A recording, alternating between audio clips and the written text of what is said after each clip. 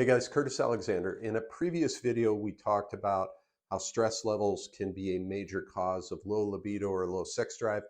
And I wanted to cover some natural ways that you can counteract that to kind of help out that situation. Now, let me be clear, this does not make cortisol bad. Cortisol is a needed hormone in your body, it's a needed response. But when we let it go on long term, that's when we run into those problems. So, first of all, let's talk about setting the foundation.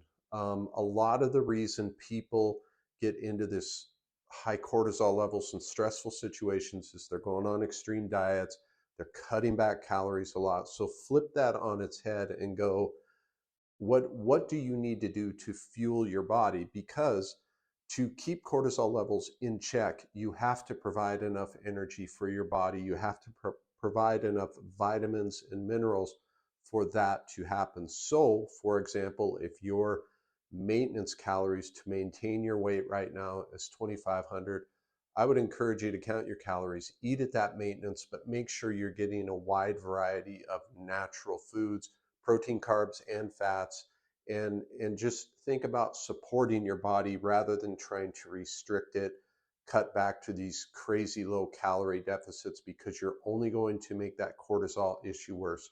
So think about fueling your body. Secondly, we gotta start thinking about moving away from these extreme diets. If you're on a keto or carnivore right now and you're struggling with this low libido issue, which despite the fact, and I will agree, a lot of times when people go on keto and carnivore, they can see their total testosterone go up, but sex drive goes down, and that's another subject for another time. But when you go on the extreme diets, again, those diets mean fewer carbs, and that means an increase in the stress response, which can lead to these cortisol issues we talked about. So it helped me a great deal to move away from the extreme diets. You do need to do it slowly. I've done other videos kind of outlining how you can do that.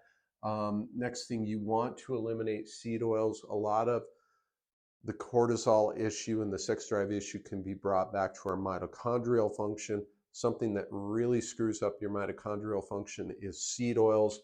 We're talking like sunflower, canola oil, and any sort of these seed oils that are in so many processed foods or that are in so many restaurants. So you basically want to use saturated fats. You want to stick with butter, ghee, coconut oil, three good ones. You can do some olive oil if you want, but those top three are kind of what I'd stick with. So stay away from the seed oils. You may want to rethink the fasting thing. I've done videos before about why I stopped fasting. This doesn't make fasting, again, a bad thing, just like cortisol is not a bad thing. But if your metabolism is suffering, if you have high cortisol levels, this is usually going to compound it. It did for me, and it did for a lot of other people I talked to. So you may want to think about moving away from daily fasting. Sleep is going to be a big one. For example, when you wake up, rather than getting on an electronic device, which causes a much sharper increase in cortisol, try to go out, get natural sunlight on your eyes. It will raise cortisol levels, but it does it in a much slower and much more natural way. So we have to think, how can we live as naturally as possible? I know that's easier said than done. We're all kind of tied to these devices more than we care to admit, but it is important to move away from that as much as you can. Obviously, lifestyle stress, and I put an asterisk there because it's so easy to say, you need to decrease stress in your life, and that's much easier said than done. But for me, some of those factors were, I stopped trying to wake up at 4 a.m. Yeah, can you get more done? But I wasn't getting as much sleep and I wasn't feeling as rested. So simple things like that. It could be marriage issues, it could be your kid, it could be your job. Some of those things you can control more than others, but it's something, when we're talking about cortisol levels, it can be increased from so many different stress factors. It can be lifestyle, nutritional, it can be emotional, it can be mental. So we kind of have to address some of these lifestyle things.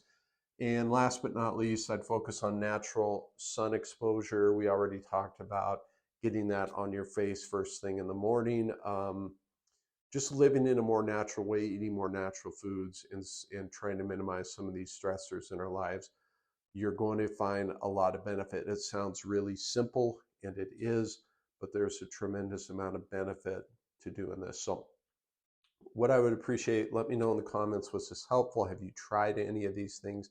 I appreciate your comments. So do other people that watch this video. Make sure I talk about this stuff in a lot more detail. Go to my website. Link is in the description. There's a free checklist to show you how to look better, feel better, live better, no matter your age. Okay. So make sure you go and grab that, guys. I will see you in the next one. Thank you.